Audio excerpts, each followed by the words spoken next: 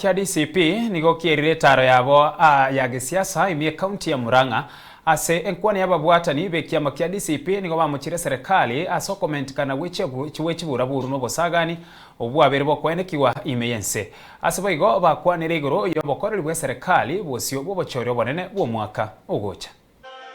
Nataka nimwambie wewe Kasongo, umeharibu uchumi wa Kenya, umeharibu ukulima, umeharibu masomo, umeharibu matibabu.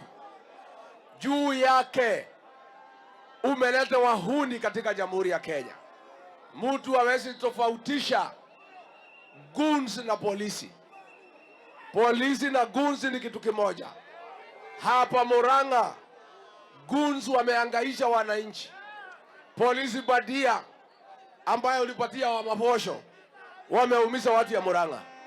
Kila siku watu wakiwa Murang'a, wewe Kasongo unapatia wa maposho polisi badia, wale log police officers wanahangaisha watu ya Murang'a.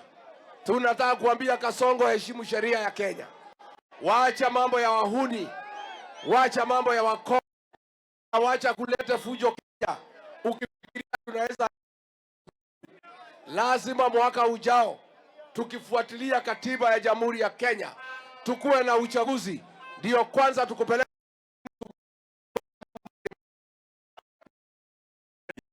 Nikana gavana wa Murang'a anaitwa Irungu Kang'ata, mtu yetu ya Roreri, amenieleza William Ruto, kwa ile plani yako ulikuwa umepanga, ulikuwa umetafuta gavana wetu, gavana Irungu Kang'ata, ukamwambia unataka kumpatia pesa ati atengeneze chama yake hapa Murang'a. Gavana Kang'ata akakwambia yeye hatatumika kugawanyisha mlima, na hii mlima yetu haitagawanyika.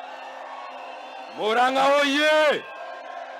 Sasa njia ya Kasongo kurudi ni moja.